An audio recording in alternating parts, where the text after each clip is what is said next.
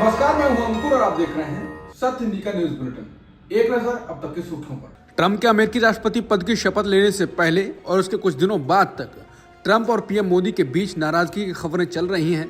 कहा जा रहा है कि ट्रंप ने पीएम मोदी को शपथ ग्रहण में नहीं बुलाया, मोदी ने बधाई दी, उसको भी अनदेखा किया और फिर जो फैसले लिए गए वो भी भारत और मोदी को परेशान करने वाले थे। इस बीच ट्रंप चीन के राष्ट्रपति से लगातार फोन पर बात करते रहे। कहा जाने लगा कि अडानी को भी ट्रंप अब फंसाने जा रहे हैं। इस बीच अब खबर आ रही है कि पीएम मोदी ने अमेरिकी राष्ट्रपति ट्रंप से फोन पर बात की है। ट्रंप के राष्ट्रपति बनने के बाद ये पहली बार है जब उनकी पीएम मोदी से बात हुई। कहा जा रहा है कि इस दौरान उनकी भारत अमेरिका के रिश्तों को लेकर चर्चा हुई। जैसे ही ये बात हुई तुरंत मोदी ने सोशल मीडिया पर ट्वीट किया और बताया। मोदी ने लिखा है कि अपने प्रिय मित्र राष्ट्रपति डोनाल्ड ट्रंप से बात करके खुशी हुई, उनके ऐतिहासिक दूसरे कार्यकाल के लिए उन्हें बधाई दी। हम पारस्परिक रूप से लाभप्रद और विश्वसनीय साझेदारी के लिए प्रतिबद्ध हैं। हम अपने लोगों के कल्याण और वैश्विक शांति, समृद्धि और सुरक्षा के लिए मिलकर काम करेंगे। छत्तीसगढ़ के बस्तर में 7 जनवरी से एक ईसाई व्यक्ति का शवगृह में रखे होने पर सुप्रीम कोर्ट ने राज्य सरकार के अधिकारियों को फटकार लगाई। सुभाष बघेल नाम के ईसाई व्यक्ति के शव को गांव में नहीं दफनाए दिए जाने पर जस्टिस बीवी नागरत्ना ने छत्तीसगढ़ के अधिकारियों से कहा, यह धर्मनिरपेक्षता के साथ धोखा है। उन्होंने कहा कि लोगों के बीच भाईचारा और बंधुत्व देश को और मजबूत बनाएगा। उनका कहना है कि देश की विविधता और एकता की जरूरत के लिहाज से देश को ताकतवर और एकजुट बनाने वाले आपसी भाईचारे को बढ़ावा देना लोगों और संस्थानों का काम है। हालांकि इस मामले में सुप्रीम कोर्ट के दोनों जजों ने खंडित फैसला सुनाया है। लाइव ब्लॉग के मुताबिक बीबी नागरत्ना ने पीड़ित बेटे को अपने पिता के शव को अपनी निजी जमीन में दफनाने की मंजूरी दे दी, जबकि जस्टिस सतीश चंद्र शर्मा ने कहा कि शव को केवल ईसाइयों के लिए चिन्हित की गई जमीन पर ही दफनाया जा सकता है। कोर्ट ने इस मामले में शव को करीब 20 किलोमीटर दूर ईसाई कब्रिस्तान में दफनाने का आदेश दिया। इससे पहले सुप्रीम कोर्ट में जस्टिस बीवी नागरत्ना और जस्टिस सतीश चंद्र शर्मा की बेंच ने सोमवार 20 जनवरी को इस मामले में सुनवाई करते हुए कहा था, हमें बहुत दुख है कि एक व्यक्ति को अपने पिता को दफनाने के लिए सुप्रीम कोर्ट आना पड़ा। बता दें, छत्तीसगढ़ के बस्तर में रहने वाले रमेश बघेल के पिता का शव बीते करीब 20 दिनों से एक शवगृह में रखा हुआ है। पैतृक गांव, घर और जमीन होने के बावजूद रमेश बघेल अपने पिता सुभाष बघेल का अंतिम संस्कार नहीं कर पा रहे हैं। गांव की ग्राम सभा ने शव को हिंदू शमशान में दफनाने का विरोध किया। इस कारण शव 20 दिनों से मुर्दाघर में रखा हुआ था।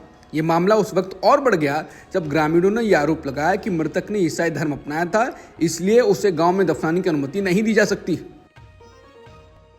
छत्तीसगढ़ के बस्तर में ईसाई पादरी के अंतिम संस्कार करने के मुद्दे पर सुप्रीम कोर्ट बट गया और जो फैसला आया वो पादरी की अंत्येष्टि के लिए शव को गांव से दूर भेजा गया। इसके बाद प्रोफेसर अपूर्वानंद ने खबर को ट्वीट किया है और खेद जताया है। उन्होंने कहा है, ये बाबरी मस्जिद का न्याय शास्त्र है जो हमेशा बहुसंख्यकवादी इच्छा को संतुष्ट करता है।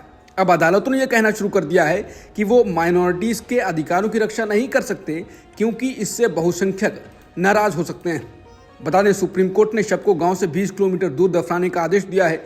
जस्टिस सतीश चंद्र शर्मा ने कहा कि कब्रिस्तान सिर्फ 20 किलोमीटर दूर है, ऐसा कोई कारण नहीं है कि बिना शर्त के दफन करने का अधिकार होना चाहिए। भ्रमपूर्ण अधिकार से सार्वजनिक व्यवस्था में व्यवधान उत्पन्न हो सकता है। सार्वजनिक व्यवस्था बनाए रखना समाज के व्यापक हित में है। पीएम मोदी 5 फरवरी को महाकुंभ में डुबकी लगाएंगे, जिस दिन दिल्ली में वोटिंग होगी, और अमित शाह ने आज संगम में डुबकी लगाई। इसके बाद कांग्रेस अध्यक्ष मल्लिकार्जुन खड़गे ने कहा है कि अरे भाई, गंगा में डुबकी लगाने से गरीबी दूर होती है क्या आपको पेट में खाना मिलता है? मैं किसी आस्था को कोई ठेस नहीं पहुंचाना चाहता।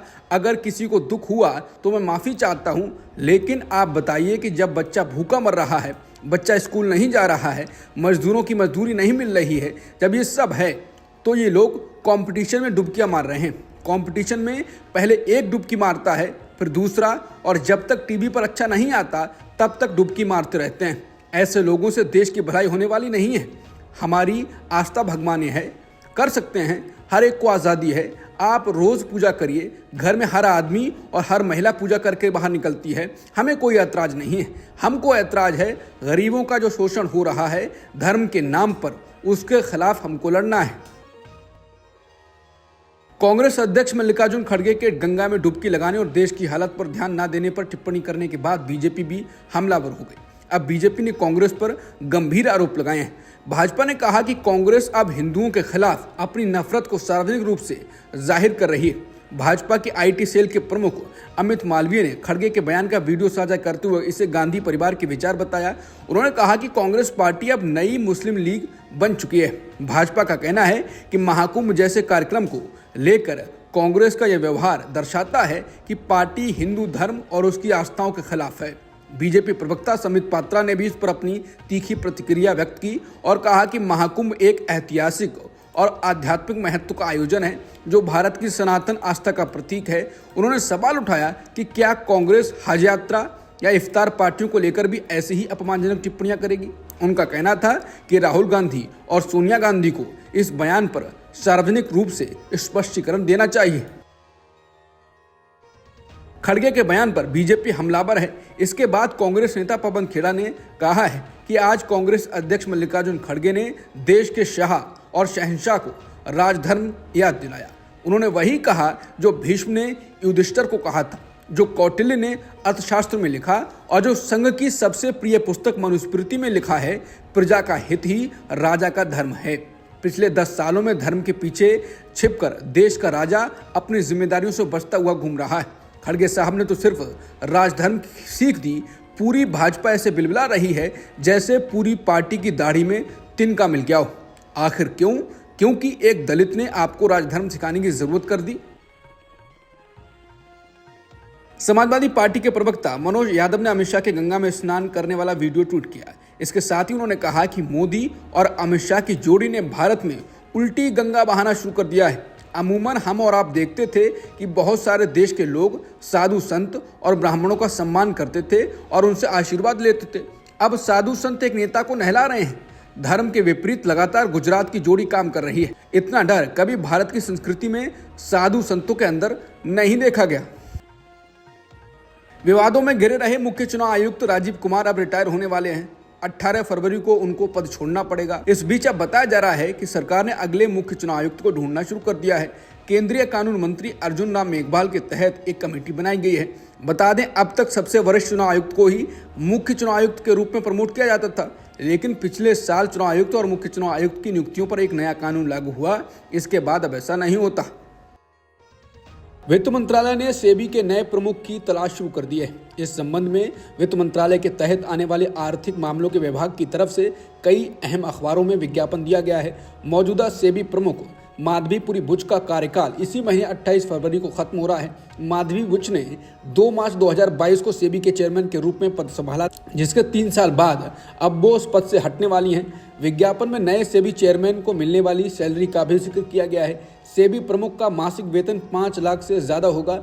बता दें, माधवीपुरी बुच अडानी मामले में विवादों में रही हैं। माधवीपुरी बुच अगस्त महीने में तब विवादों में आ गई जब अमेरिका स्थित शॉर्ट सेलर फर्म ने दावा किया कि विसिल ब्लोअर दस्तावेजों से पता चलता है कि सेबी के अध्यक्ष माधवीपुरी बुच की अडानी मनी साइफरिंग स्कैंडल में इस्तेमाल की गई संदिग्ध ऑफशोर संस्थाओं में हिस्सेदारी थी।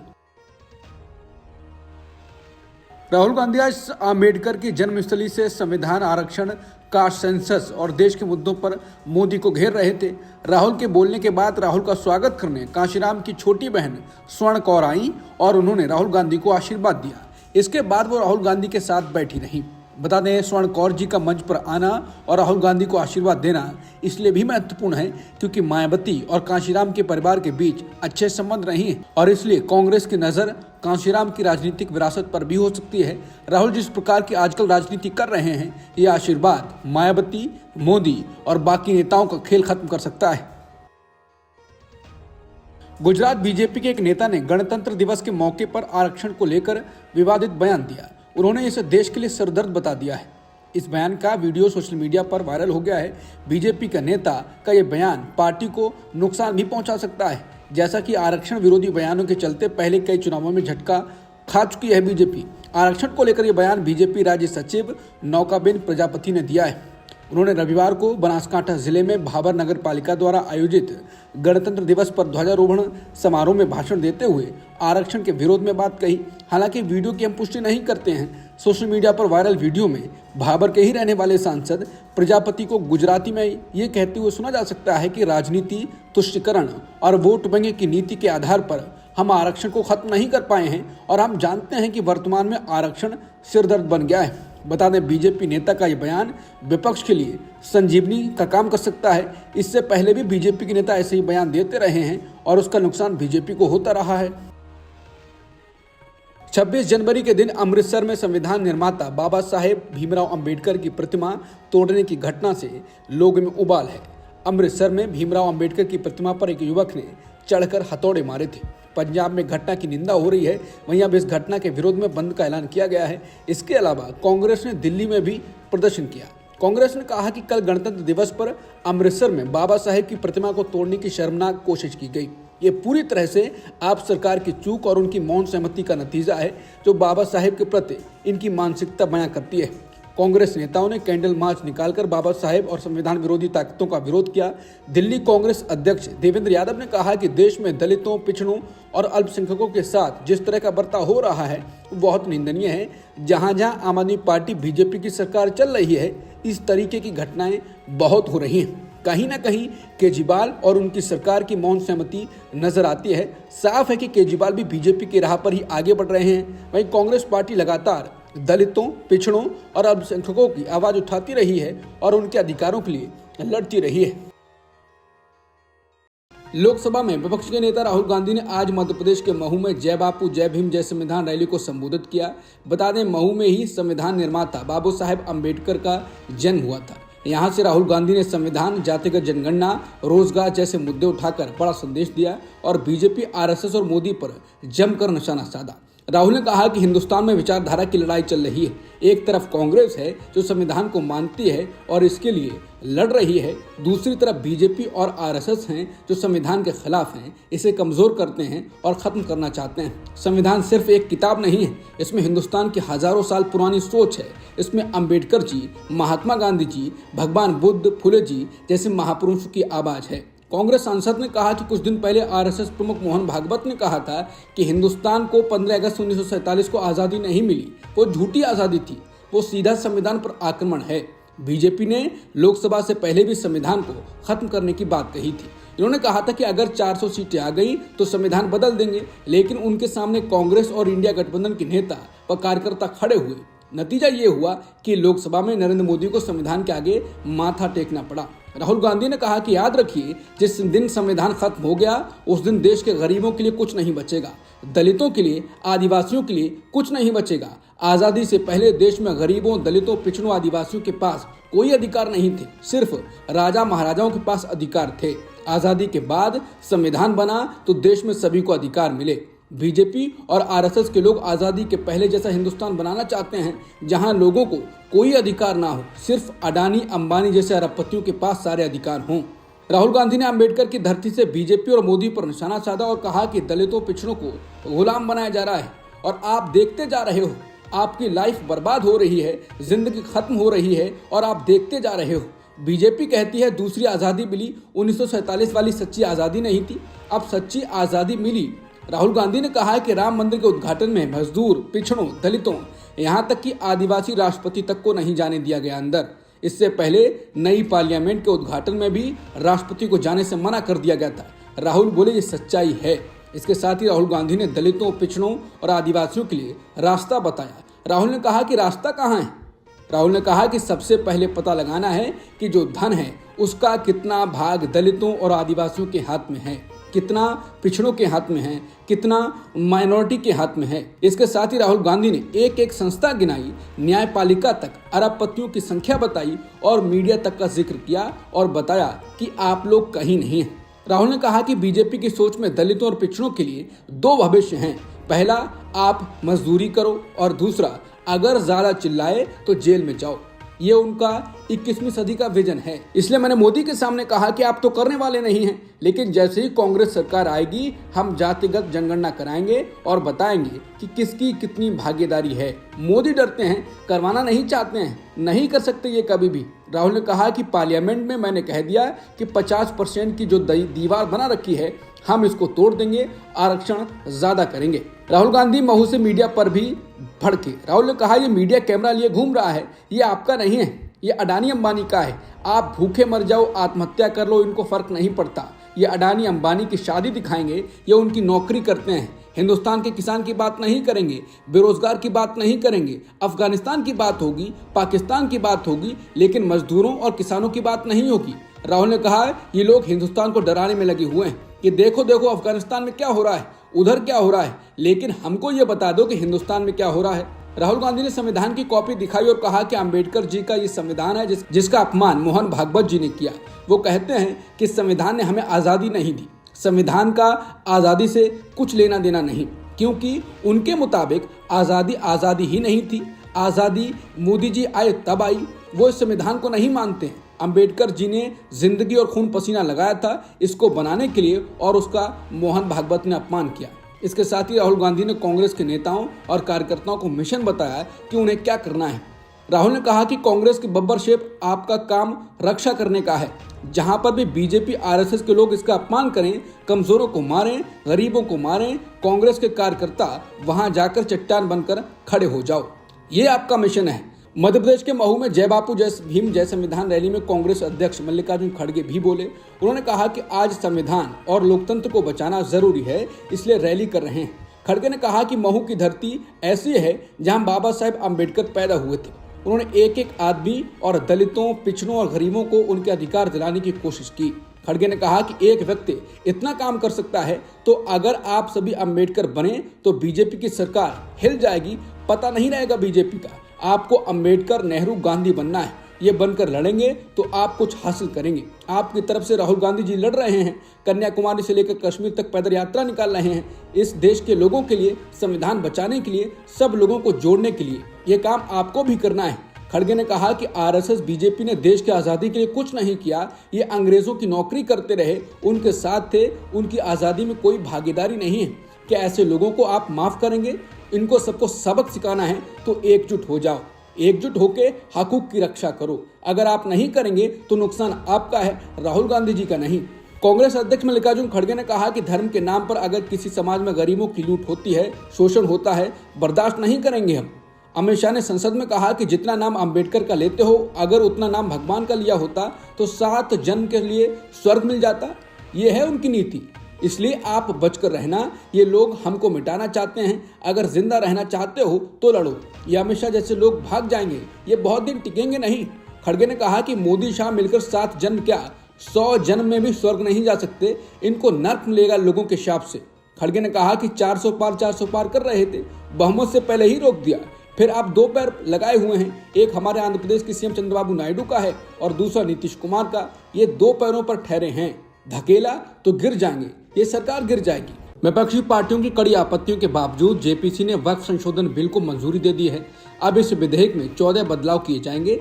सत्ता पक्ष के 14 संशोधनों को पारित किया गया है और विपक्ष की ओर से पेश किए गए 44 संशोधनों को खारिज कर दिया गया है। जेपीसी की बैठक के बाद टीएमसी सांसद कल्याण बनर्जी ने कहा कि उन्हें बोलने नहीं दिया गया, किसी भी नियम या प्रक्रिया का पालन नहीं किया गया। कल्याण बनर्जी ने कहा कि जगदम्बिका पाल ने चर्चा ही नहीं होनी थी।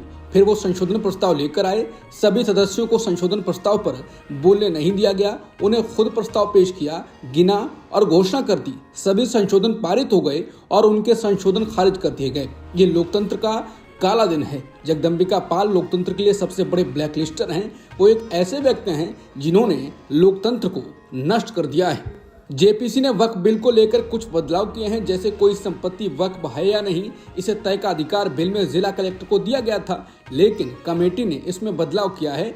अब कलेक्टर के बजाय राज्य सरकार की ओर से नॉमिनेटेड अधिकारी उसका फैसला करेगा, चाहे वो कमिश्नर हो या सेक्रेटरी। एक और संशोधन किया गया है कि पहले बिल में प्रावधान है कि राज्य वक्फ बोर्ड और केंद्रीय वक्फ परिषद में 2 गैर मुस्लिम सदस्य होंगे। अब बदलाव करके पदेन सदस्यों को इससे अलग रखा गया है। इसका मतलब ये हुआ कि नामी सदस्यों में से 2 सदस्यों का गैर मुस्लिम होना अनिवार्य होगा। बता दें कि 8 अगस्त 2024 को लोकसभा में पेश किए गए प्रस्तावित विधेयक की धारा 3C2 में सरकार को यह तय करने का अधिकार देने की मांग की गई है कि वक्फ के रूप में दी गई संपत्ति सरकारी भूमि है या नहीं। बता दें, वक्फ पैनल में संसद के दोनों सदनों से 21 नेता हैं, इसमें एनडीए से 16 हैं। उत्तराखंड में यूनिफॉर्म सिविल कोड यानी यूसीसी सोमवार से लागू हो गया है। मुख्यमंत्री पुष्कर सिंह धामी ने इसका ऐलान किया। सीएम धामी ने इसे प्रदेश के लिए ऐतिहासिक क्षण बताया और कहा कि 3 साल पहले प्रदेश की जनता से जो वादा किया था उसे आज पूरा कर दिया गया है। बता दें, समान नागरिक संहिता का मतलब है कि सभी नागरिकों के लिए एक ही कानून लागू होगा, चाहे उनका धर्म, जाति या जेंडर कुछ भी हो। यूसीसी उत्तराखंड के सभी निवासियों पर लागू होगा, लेकिन कुछ खास श्रेणियों जैसे अनुसूचित जनजातियों और संरक्षित समुदायों को इससे छूट दी गई है। हालांकि यूसीसी का विरोध करने वाले मुस्लिम धर्मगुरुओं का मानना है कि यूसीसी की वजह से मुस्लिम पर्सनल लॉ बोर्ड का वजूद खतरे में पड़ जाएगा, जो सीधे तौर पर मुस्लिमों के अधिकारों का हनन होगा। मुस्लिम धर्मगुरुओं को यूनिफॉर्म सिविल कोड के जरिए मुसलमानों पर हिंदू रीति रिवाज थोपने की कोशिश किए जाने का शक है। इसके विरोध में मुस्लिम नेता लगातार बोलते रहे हैं। दिल्ली की आप सरकार ने पड़ोस की हरियाणा सरकार पर पानी को जहरीला बनाने का आरोप लगाया और कहा कि इसकी वजह से दिल्ली के कई इलाकों में पानी की सप्लाई बंद करनी पड़ी है। दिल्ली के मुख्यमंत्री आतिशी ने आरोप लगाया है कि चुनाव में हार के डर से भाजपा दिल्ली वालों को प्यासा मारना चाहती है। भाजपा अपनी हरियाणा सरकार से यमुना नदी में जहरीला पानी छुड़वा रही है। पानी में इतना अमोनिया है कि दिल्ली के 3 वाटर ट्रीटमेंट प्लांट बंद होने के कगार पर हैं। आतिशी ने कहा कि दिल्ली के 30% लोगों का पानी नहीं मिलेगा। हिंदू धर्म में पानी रोकने से बड़ा कोई पाप नहीं होता। दिल्ली के लोग भाजपा वालों को इस पाप का जवाब 5 फरवरी को देंगे। भारतीय शेयर बाजार के लिए सोमवार का कारोबारी सत्र नुकसान वाला रहा। बाजार में चौतरफा बिकवाली देखी गई। कारोबार के अंत में सेंसेक्स 824 अंक गिरकर 75,366 और निफ्टी 263 अंक गिरकर 22,829 पर था। भारी गिरावट के कारण बॉम्बे स्टॉक एक्सचेंज पर सूचीबद्ध सभी कंपनियों का मार्केट कैप करीब 9 लाख करोड़ रुपए गिरकर 410 लाख करोड़ रुपए रह गया। हमास ने गजा के विस्थापितों की उत्तर गजा में वापसी को जीत बताया है। हमास ने कहा कि विस्थापितों की वापसी हमारे लोगों की एक जीत है। ये विस्थापन और इजरायली कब्जे की योजना की असफलता और हार का संकेत है। गजा के सुरक्षा अधिकारियों ने समाचार एजेंसी AFP को बताया है कि सीमा खोले जाने के बाद 2 घंटे में 2 लाख विस्थापित फलस्तीनी पैदल चलकर गजा लौटे हैं। भारत में शतरंज के कई प्रशंसकों ने सोशल मीडिया पर एक वीडियो शेयर किया है, जिसमें उज्बेकिस्तान के ग्रैंड मास्टर नोदुरबेक याकुबोव भारतीय शतरंज खिलाड़ी वैशाली से हाथ मिलाने से पीछे हट जाते हैं। इस वीडियो में वैशाली को उज्बेक खिलाड़ी की तरफ हाथ बढ़ाते देखा जा सकता है, लेकिन उज्बेक ग्रैंड मास्टर इस पर कोई प्रतिक्रिया नहीं देते हैं और मैच खेलने के लिए कुर्सी पर बैठ जाते हैं। सोशल मीडिया पर इस मुद्दे पर हो रही बहस के बीच याकुबोव ने एक्स पर इसके लिए सफाई दी। उन्होंने लिखा है कि शतरंज के प्यारे मित्रों, मैं वैशाली के साथ मैच में पैदा हुए हालात के बारे में बताना चाहता हूं। भारतीय खिलाड़ी के प्रति पूरे सम्मान के साथ मैं ये बताना चाहता हूं कि धार्मिक वजहों से मैं किसी महिला को टच नहीं करता हूं। भारतीय क्रिकेट टीम के तेज गेंदबाज जसप्रीत बुमराह को ICC ने test cricketer of the year घोषित किया है। बुमराह को साल 2024 में टेस्ट मैचों में शानदार गेंदबाजी के लिए ये सम्मान मिला है। भारतीय महिला क्रिकेट टीम की बल्लेबाज स्मृति मंदाना को ICC ने साल 2024 के लिए वनडे की सर्वश्रेष्ठ महिला क्रिकेटर घोषित किया है। बाएं हाथ के बल्लेबाज स्मृति मंदाना को साल 2024 में बेहतरीन प्रदर्शन के लिए ये उपलब्धि हासिल हुई। अब तक की खबरों में इतना ही। बाकी खबरों के लिए बने रहिए सत्यहिंदी.com के साथ।